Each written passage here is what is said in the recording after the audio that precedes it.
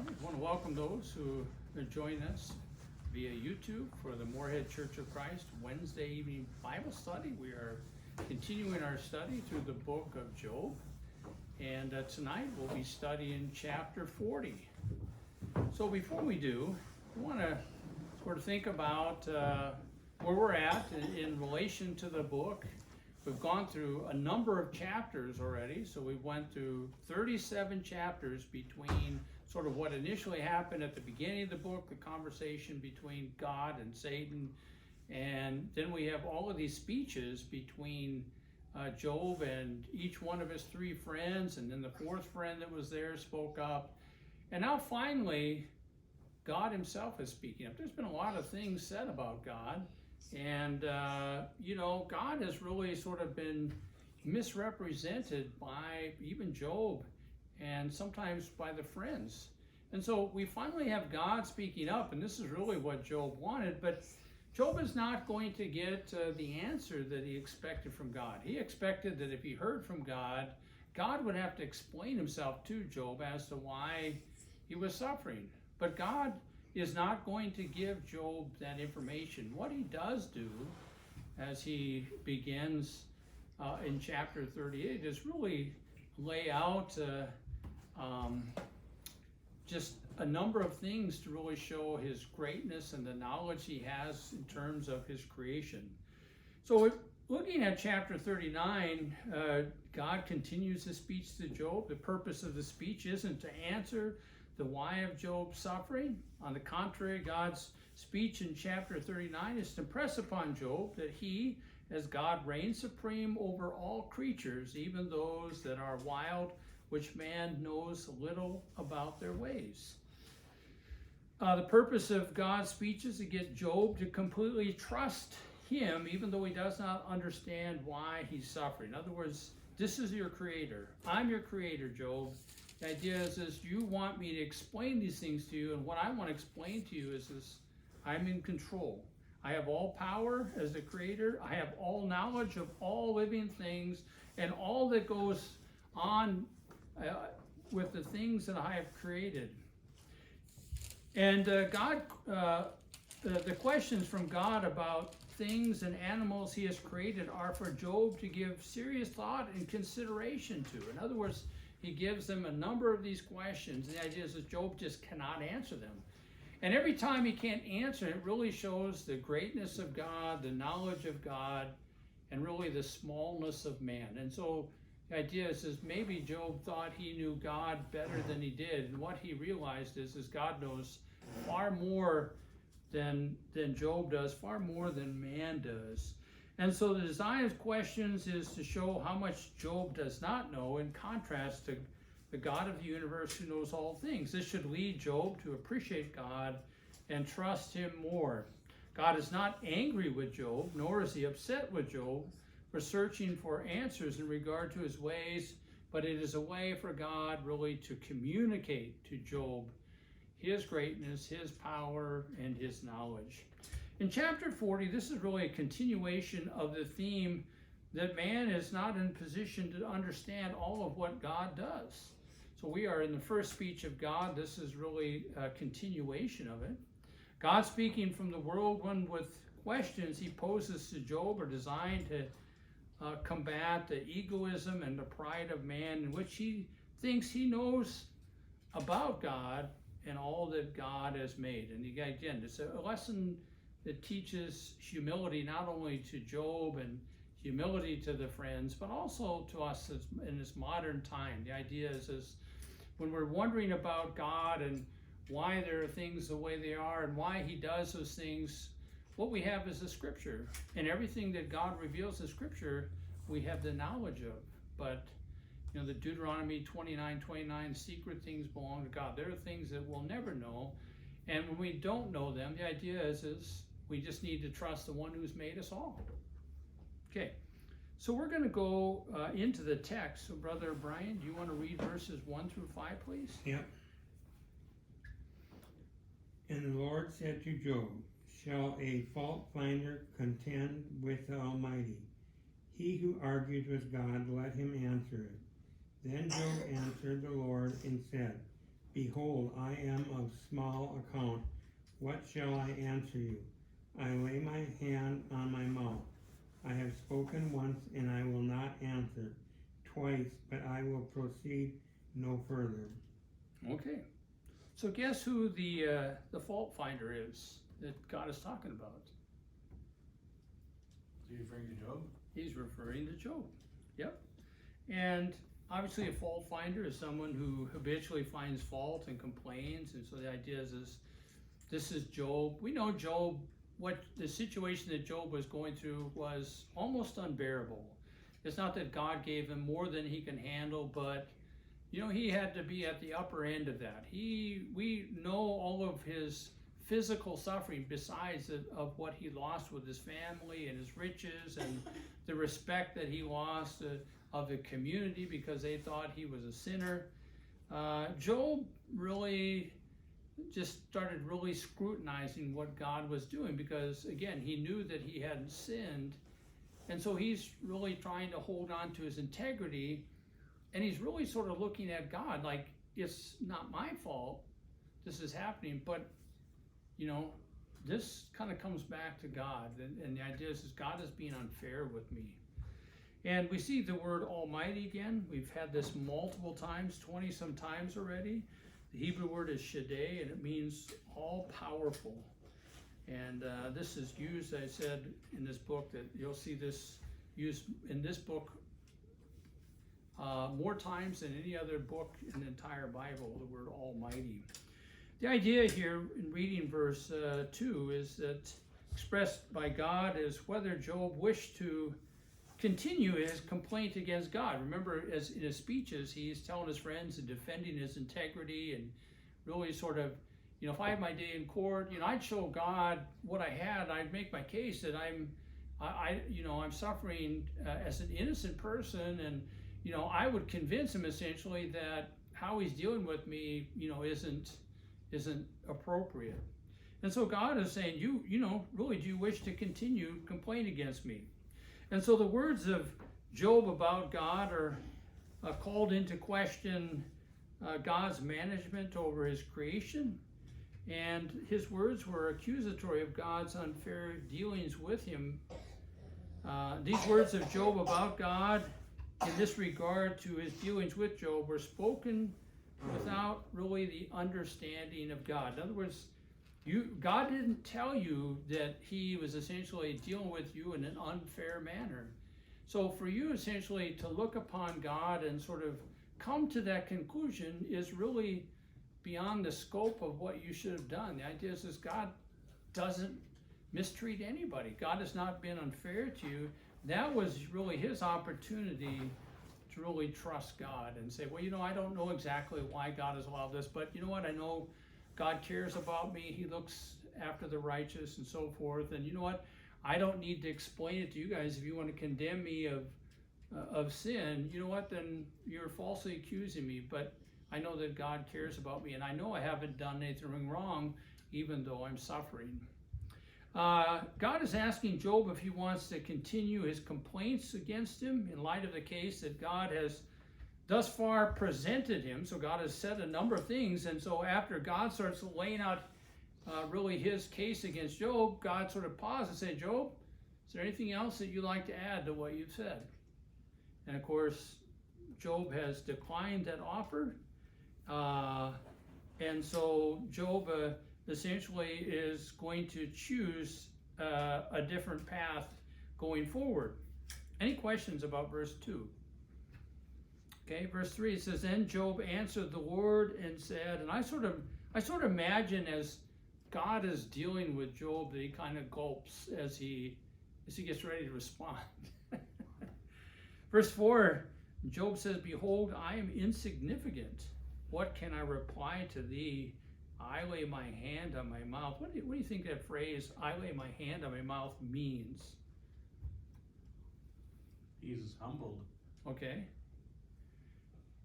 Essentially, Job really, in sort of looking, he's sort of been put on the spot by God. God's been peppering him with all these questions that he can't answer. And the more that he can't answer, the idea is he sort of realizes that he is insignificant in relation to God. Job is really nothing more in light of God's talking to him and recognizing really his standing before God, that he is really inferior as compared to God, that he's a mere creation of God. In humility and shame, Job chooses to remain silent and let God speak on. Okay, verse 5. Job says, once I have spoken, and I will not answer, even twice, and I will add no more. The Amplified Bible reads here for verse 5, I have spoken once, but I will not reply again. Indeed, twice have I answered, but I will proceed no farther. Job has no more to say about God and his ways, because this is really coming back to haunt him. God is going to really use an unconventional way to show Job that, listen, Job, I am up here. My knowledge of things is beyond your understanding, and my power and control over things is beyond your ability. And you know what? You're going through suffering, but it's not as if I haven't forgotten about you, and it isn't as if I have mistreated you in any way. If there's no questions about those first 5 verses, let's move on to verses 6 through 9. So we'll give Jenna a chance if you want to read verses 6 through 9. Then the Lord answered Job out of the storm and said, now gird up your loins like a man.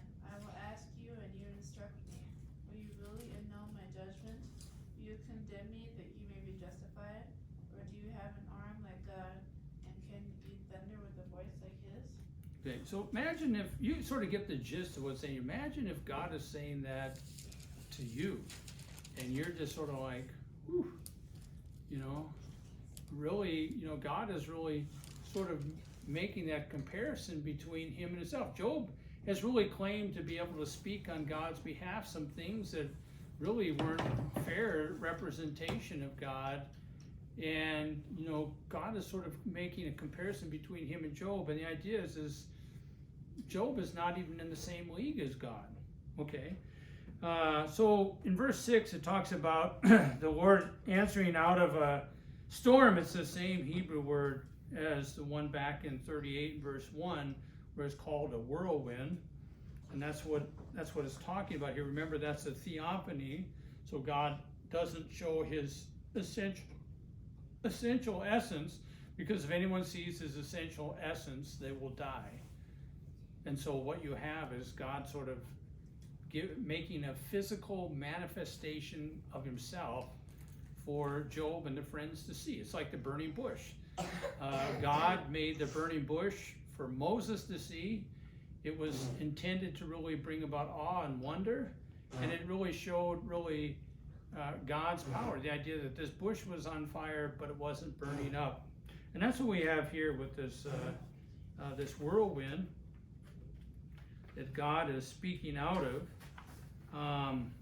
So again, God says to Job, now gird up your loins like a man, and I will ask you, and you instruct me. And so the loins are really the lower abdomen, including the reproductive organs. And it's considered from a biblical standpoint as a seat of strength or vigor. And the phrase here, gird up your loins like a man, is really a phrase that means prepare yourself for action. In other words, you're going to stand by and you're going to listen here to what is being said. And the rhetorical questions of God are designed to expose Job's ignorance of the things of God. This is why he asks all these questions. All these different questions that he knows Job doesn't know, and Job knows he doesn't know. And the idea is to really expose Job's ignorance and really bring about humility, to recognize that God is above all. Only Job is on trial and not God. And Job should recognize that. Albert Barnes, in his commentary, Barnes notes on Job, in this question here, God asked, I will ask you, and you instruct me, says that is to furnish a satisfactory answer to these inquiries so as to show that you understand the subject. The object is to appeal to the proofs of divine wisdom and to show that the whole subject was far above human comprehension. There is nothing that Job is going to be able to instruct God upon. Even though he seemed to speak at times as if he really understood the ways of God, especially as it related to him, he misspoke. He didn't know. And so Job is learning a valuable lesson about really how little he understands about God. Verse 8, God says, will you really annul my judgment? Will you condemn me that you may be justified? So what do you think God is telling Job here in verse 8?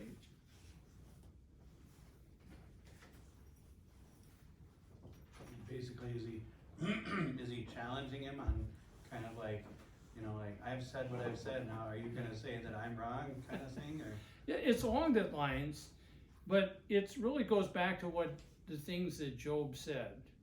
And if we think about this, is that Job was really calling into question God's justice in relation to God allowing him to suffer for whatever known reason. And in doing that, Job has impugned God's integrity, hasn't he?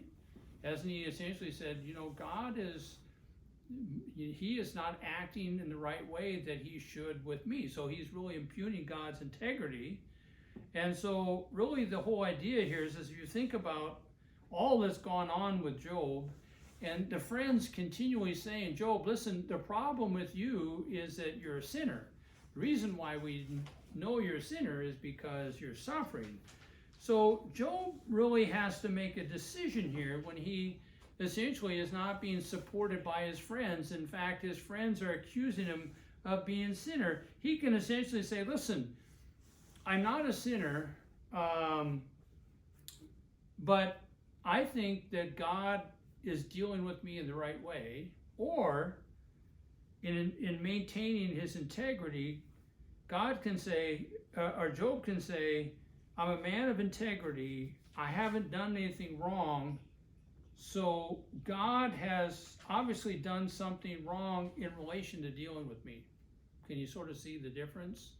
And the idea is he can either sort of support the idea that God is doing the right thing, even though God is sort of allowing punishment to come to him, and his friends are thinking he's a sinner because of it, or he can essentially turn his attention to God and say, I'm a man of integrity. I haven't sinned. The problem isn't with me. The problem is with God. Okay. Any questions about that? Okay. Verse 9. God asked Job, or do you have an arm like God, and can you thunder with a voice like his? An arm represents something besides flesh and blood in the Bible. An arm, from a biblical standpoint, when it talks about the arm of the God or whatever ways that the phrase is used, according to Nelson's Illustrated Bible Dictionary, the word is frequently used by the Bible as a symbol of God's power, strength, or might. And a lot of times you'll see this word in relation to God's deliverance of the Israelites from Egypt through the Exodus. Based on Job's own perception of himself that he is just and God is unjust in his dealing with Job, God asked Job if he has the power to make his voice thunderous like his own. And the idea, again, is showing really the greatness of God, and it's showing really the smallness of man. The idea that you would impugn God's integrity essentially to somewhat sort of hang on to your own integrity, like your integrity is never called into question. Okay, the idea that somebody's essentially saying you're a sinner because you're suffering, your integrity may be called into question by them, but it's not being called into question by God. And for Job essentially to call into question God's justice in relation to him was really unfair, because he didn't understand. Because he didn't understand, it was wrong for him to really accuse God of any unfair dealings. So the answer here, of course, to these rhetorical questions is no. And so what should this tell Job about his erroneous accusations against God. The idea is they shouldn't have been said. They were spoken really out of ignorance, maybe out of frustration and desperation, but they should have never been said. Any questions about that? We'll go on to verses 10 through 14, Ryan, if you want to read those. Okay. Adorn yourself with eminence and dignity, and clothe yourself with honor and majesty. Pour out the overflowings of your anger, and look on everyone who is proud and make him low. Look on everyone who is proud and humble him, and tread down the wicked where they stand. Hide them in the dust together, bind them in the hidden place. Then I will also confess to you that your own right hand can save you. Okay, so really again, God is putting Job on the spot. And we see these words here, eminence, the idea of superiority and rank and honor, or of rank and position. Dignity here, really the quality of being worthy of honor and respect. Majesty has to do with sovereign power and authority. And so now God calls on Job to clothe himself with these characteristics of deity if he is going to act like a judge. So you can sort of see how this is coming across.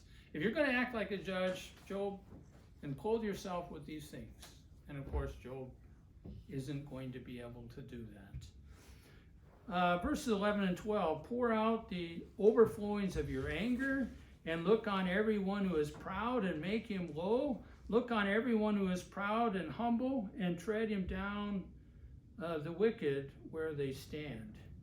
And so here the overflowings is the idea of overrunning or overflowing. And really in these verses, God is challenging Job to act in the capacity of properly executing divine judgment and wrath. So since Job has questioned God's justice, Job, since you question my judges, let's see if you can do this with precise judges, with precise justice of those who essentially do God evil. You essentially are claiming to essentially stand in judgment of me. You're judging what I'm doing. You essentially clothe yourself with all of these characteristics of deity, and you deal with those who are wicked. And let's see if you can deal with them with perfect justice. Okay? And the answer, of course, is Job can't do it. Job's not God. Denny Petrillo, in his study on the book of Job in the World Video Bible School notes, says, quote, this section, he's talking about verses 10 through 14, provides an important glimpse into the wisdom needed to deal with the emotional makeup of man. A person's spirit can be completely destroyed if the punishment is too harsh. Equally, one can fail to learn anything if the discipline is too light. Only God knows man well enough to have the perfect balance between the two.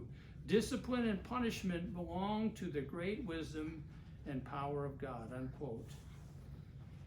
So God continues in verse 13, in talking to Job, he says, hide them in the dust together, bind them in the hidden place. He's talking about really administering justice to the wicked. And both the NIV, the New International Version, and the Amplified Bible see verse 13 as the death of the wicked.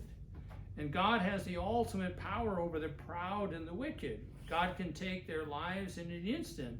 God appeals to Job now, since he thinks God's justice is less than perfect, at least in his case, God calls him to administer the right justice upon those who are wicked at the appointed time. And the idea is Job would not know how to start.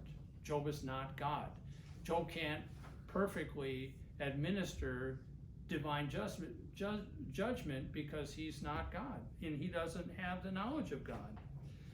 Verse 14, God says, then I will confess to you that your own right hand can save you. The Amplified Bible reads, if you can do this, that's what he's talking about, verse 13. If you can do this, Job, proving yourself of divine might, then will I, God, praise you also and acknowledge that your own right hand can save you. And so the idea is if you can accomplish these things, Job, then essentially you can sort of save yourself and sort of deliver yourself from the situation that you find yourself in. Any questions or comments about these scriptures? Okay. Brother Brian, would you read for us 15 through 18, please? Okay. Behold, Behemoth, which I made as I made you, he eats grass like an ox. Behold his strength in his loins, and his power in the muscles of his belly. He makes his tail stiff like a cedar, and cedar, the sinews of his thighs are knit together. His bones are tubes of bronze, his limbs are like bars of iron. Okay, got a hand up for you. James, I need your help, buddy. James, I need your help. Come this way. Can you give one of these to Brian? And give the other two to Mom and Dad. Give this one to Brian. Okay? There. Thank you. I was going to deliver it myself, but I thought, here's somebody who can help me out. Thank you. So this is all about dinosaurs in the Bible. I'm giving that so you can keep that. We're going to talk about the behemoth, and that's where we're at with this. God will now introduce two great creatures that are beyond the power of man's control. We're reading about the behemoth here in chapter 41. We'll read about the Leviathan. Behemoth is a land animal, and the Leviathan is a sea creature, chapter 41. The purpose in sort of presenting these two great creatures to Job is to show that while they are massive beasts, God can control them both. Right? Mine has a note here that says a hippopotamus. Yeah, we're going to go there. Oh, okay. No, that's good that you brought that out, because that's exactly where we're going to. So let's read the description of behemoth, and then we'll talk about hippopotamus. Now, I think the New International Version mentions it's a hippopotamus. I think the Amplified Bible calls it a hippopotamus. But there are some translations that bring that out. So we want to look at the descriptions now that God gives about behemoth, 16, 17, 18. He said, behold now his strength in his loins and his power in the muscles of his belly. Verse 17 about the behemoth, he bends his tail like a cedar. The sinews of his thighs are knit together. His bones are tubes of bronze, and his limbs are like bars of iron.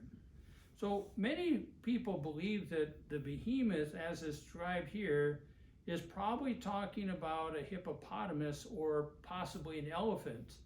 Others believe that behemoth and Leviathan in chapter 41 are just mythical creatures. So others believe that behemoth and Leviathan, which is believed by many to be a crocodile, are merely poetic hyperbole and nothing more than that. However, these two great creatures God describes are to be taken literally in order for God to make his point to Job. If these are only mythical creatures or poetic hyperbole and not the real creatures, then God cannot use this particular sort of line of argument with these great creatures to show that man cannot control these creatures, but that only God can. Behemoth and Leviathan have all of the features characteristic of dinosaurs, which are now extinct, but were not extinct then. Okay, so we want to talk about that, and so the idea of a hippopotamus and all that. So when we look at really the descriptions, it is hard to believe that after you've talked about other creatures, for instance, were mentioned the wild ox, you're talking about a war horse and all that, a hippopotamus is really not something much greater than that.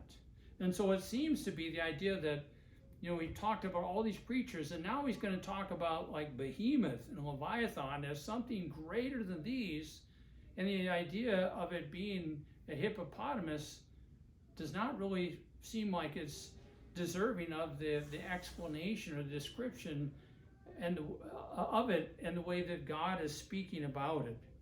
So just to sort of get clarity about these things here, is if those who are claiming that it's poetic hyperbole, in other words, it's just use something that God's not really talking about an actual creatures, but he's just using this. The problem with it is that there's going to be a lot of things said, and I'm getting some of this stuff I'm reading from Defending the Bible, or Defending the Faith Study Bible. There's this 6-page section on Behemoth and Leviathan.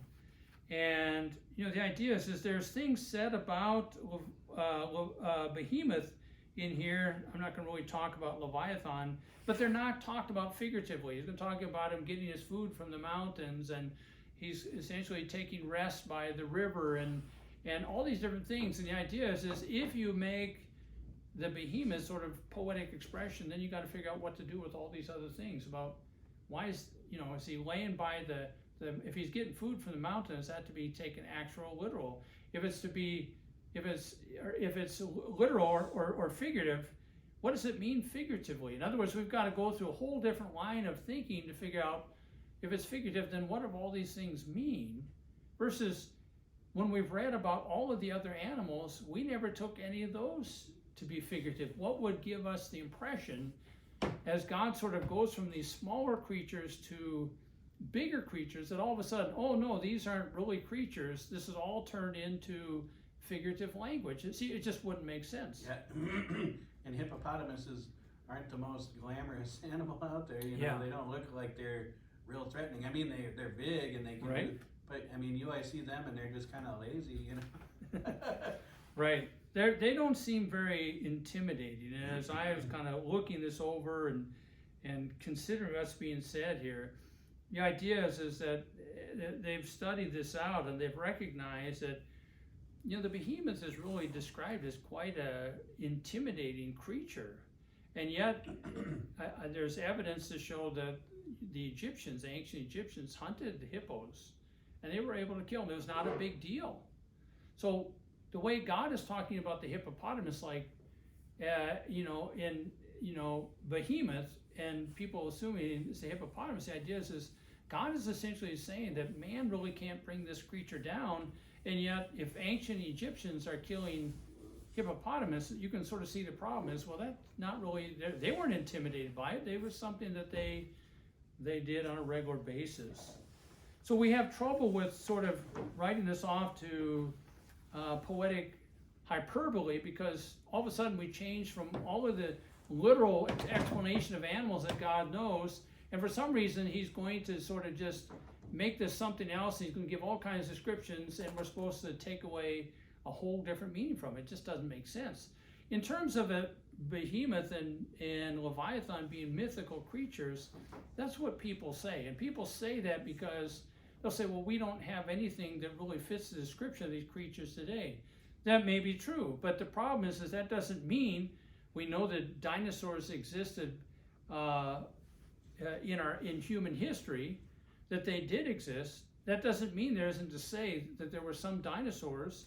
There were dinosaurs at the time of Job, and just because the word dinosaurs isn't used doesn't mean that we have to sort of dismiss this and say, well, can't be talking about dinosaurs, so we're going to make, Behemoth a hippopotamus, and we're going to make Leviathan a crocodile. Those don't sound, when you're looking at these other animals, like these are really fearful and intimidating animals. Okay, so one of the things that's said that God describes the tail of Behemoth is like a cedar. You know what a cedar is? Cedar, is that like wood? Yeah, it's like a tree. Okay, so it's a cedar tree. And I have a picture here that you can't see, but I can see it, and it's really showing the back sides, if you wanted to see it, of a hippo, of an elephant, and of a rhino. And when you look at their tails, they don't look anything like a tree. They're not that big. So if we make it the hippopotamus, we're talking about a little stubby tail. In other words, the description given of behemoth doesn't really fit the description of a hippopotamus. And so we shouldn't sort of just, because we're saying, well, we can't figure out exactly what dinosaur that is, and we shouldn't think that every dinosaur there was, that we found them all, but we know they were massive creatures. They were huge, and they were very intimidating creatures. So we don't know exactly which one this is, but that is really, when we look at Behemoth and Leviathan, it seems to be the best fit in looking at that, versus getting something that we're essentially taking and saying, yeah, we're supposed to be intimidated by the hippopotamus. And I like what Wayne Jackson in his book, the Book of Job, whatever, and he says that this has really a lot of the hallmarks of the Brontosaurus. And I'm just going to read what he has here.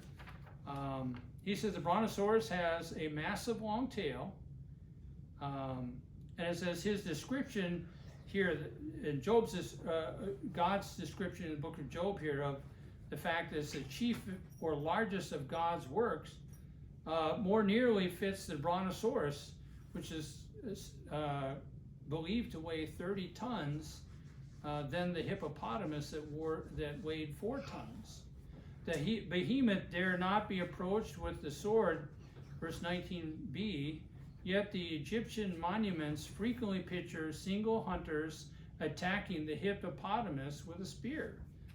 The vegetation of the whole mountains is said to supply behemoth's food. The hippo normally eats about 200 pounds of food daily and stays near water. No man was able to capture behemoth, but representations of the capture of the hippopotamus are common in Egyptian art. And so we shouldn't be afraid to sort of recognize that this can't be talking about a hippopotamus. So does that make like our Bibles like skeptics or something then? Well, it's just a choice that the translators decided to go with. Even when you look up in the Hebrew word, you look up in Brown Driver Briggs Hebrew Lexicon, it's going to say hippo. But the problem is that when they went to look at this creature and how they dealt with it, they tried to find something to fit in with the animals that were presently living. Like, who decided that it was, when the translator decided that it was a hippo? The word doesn't necessarily mean hippo, but that's what they assigned the word to. Why didn't they sort of consider, the dinosaurs? Why didn't they take into consideration that this fits more in line with the dinosaur? In other words, when they got this, they actually have a Hebrew word for hippopotamus, and it's not the same word. Okay, and so the idea is where did you get the idea out of all the creatures, to choose the hippopotamus? So what it's believed to be is just sort of the idea that there was a decision made to choose the hippopotamus rather than to consider, it being a dinosaur. I'm not there to ask them, how did you guys come to that conclusion? Because I'd like to ask that. Based on description, a hippopotamus would not put fear in our hearts. A hippopotamus would not be something so great that we would be intimidated to even try to capture or to take down. So how did you guys get there? We don't have that. So, like I said, the Amplified Bible has a hippopotamus in there. I think it's just an error in judgment in terms of interpretation, because it really sells out. God is going from sort of these other wild creatures, and he's really coming to a pinnacle in his discussion with Job. And it seems like it just sort of misses the point, and he gets all these other ones and and you have Behemoth, which is a hippo. And he's supposed to be this really intimidating creature, but it's a hippo. You see, it just falls short of what God is trying to say. This massive creature, we're talking about a dinosaur-like creature, is a whole lot more the idea that man doesn't have power over it. It's a wild beast, but God does. And so it seems to be sort of, you're undercutting really the point that God is making by just assuming that it's a hippopotamus. Let's go on. Unless, Brian, you had some questions about it? Or you guys can keep those papers there. That's why I gave them to you, because we're not probably have time to go through all of that. But verses 19 through 24. So Jenna, we're back to you if you want to read those. He is the first in the ways of God. Let his maker bring near his sword. Surely the mountains bring him food, and all the beasts of the field play there. Under the lotus plants he lies down, in the covert of the reeds and the marsh. The lotus plants cover him with shade, the willows of the brook surround him. If a river rages, he is not alarmed. He is confident, though the Jordan rushes to his mouth.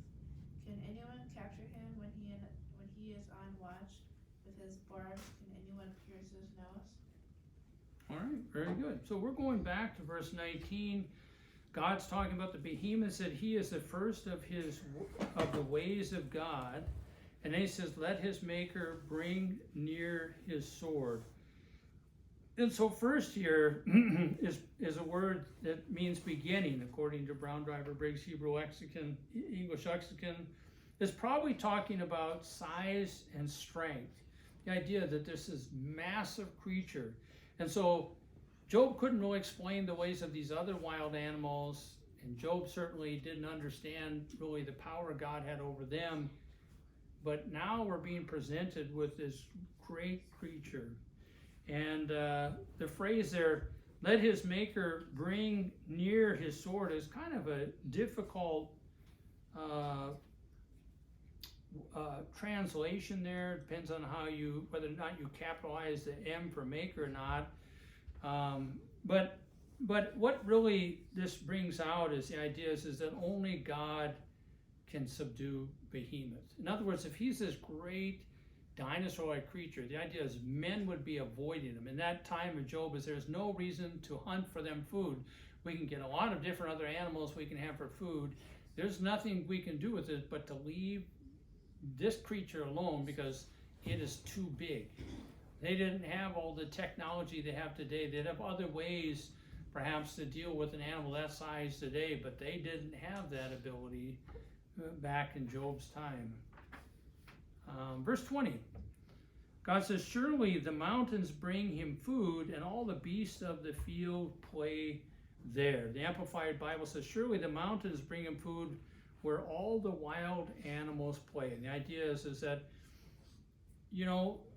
hippopotamuses don't eat that much as we look at the idea that they eat a smaller amount. The idea is that they really can find food rather easily, but the behemoth takes in a lot more in terms of volume of food. And so the only way the behemoth can really find the volume of food that he needs is to really go over to the mountains.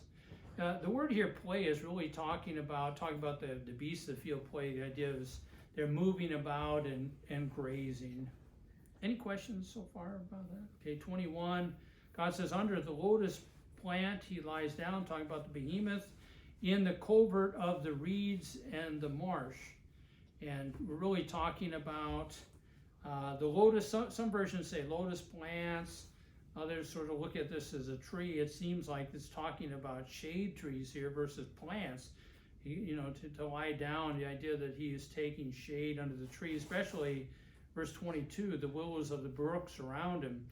So the idea is that when the behemoth finds a place to rest, to find shade, or essentially to get to sleep, the idea is it takes cover under these trees near a brook, verse 22. And so they cover him with shade, the lotus plants. And so God is really describing the activity of behemoth, the idea of where he eats, where he essentially finds his shade and rest. Verse 23, if a river rages, he is not alarmed. It's talking about behemoth. He is confident, though the Jordan rushes to his mouth. And so the idea of rages here, according to Brown Driver Briggs Hebrew English Lexicon, the idea is the river oppressing him, that is, rushes violently upon him. And the whole idea is if the behemoth is busy resting under the shade tree by a stream, and all of a sudden the stream fills up with a bunch of water, and it becomes a raging river, unlike other smaller animals that are going to panic, the behemoth isn't worried. Does it sound like a hippopotamus to you? This a hippopotamus is quite a bit smaller. So this massive beast, the behemoth, is confident in himself that he will escape whatever the river has to bring. He's going to be okay. Everything else is smaller, is going to run off, because who knows what happens if they get swept up in the water. Okay? Verse 24. Finally, God says, can you capture him? Talking about behemoth, when he is on watch with barbs. Can anyone pierce his nose? And so we got to think again about the hippopotamus. The idea that the hippopotamus is watching you. And the idea is could somebody essentially capture the hippopotamus with barbs? And a barb is a sharp point that sticks out and backward from the point of an arrow or fish hook. The idea is there's something that sort of snags them and they can't get out of. It can't be pulled out. And so the idea is hunters would not be intimidated by a hippopotamus. The idea that you could go up there, you could certainly get something like that. You get a few men and you can just, one or two of them distract them, and another two essentially try to take them down. But you're not going to be able to do that with something like a behemoth, because the behemoth is too big and therefore cannot be captured. Albert Barnes said in his Barnes Notes on Job, in talking about with barbs can anyone pierce his nose, says, when taken in snares, can anyone pierce his nose? That is, can the hunter even then pierce his nose so as to put in a ring or cord and lead him wherever he pleases? This was the common method by which a wild animal was secured when taken. But it is here said that this could not be done to this huge animal. He could not be subdued in this manner. He was wild, untamed, and fierce animal that defied all the usual methods by which wild beasts were made captive. Okay, any questions or comments about that? So I've given you the article, and the idea is that there are people that believe this is talking about the hippopotamus. We get into Leviathan, the idea that it's just a crocodile. But the thing is that the word dinosaur is not a word that the Bible's writers had when the Bible was written. This is a word, if I'm not mistaken, it comes into play somewhere about the 13 or 1400s AD. So you've got a word that comes in late, and so the word dinosaur is not used, but the description fits all of the hallmark of a dinosaur-like creature. Even though we can't specify which one it is, we get the idea that this animal is not something short and stout, but something massive in size. And so we shouldn't be afraid to sort of be able to take the position, since we believe that dinosaurs were things that were creations of God, that this could very well be a dinosaur. You guys have any questions or comments? Not, we're going to thank those who joined us in the video. God bless you. Lord willing, a week from now, we'll start Job chapter 41. Thank you.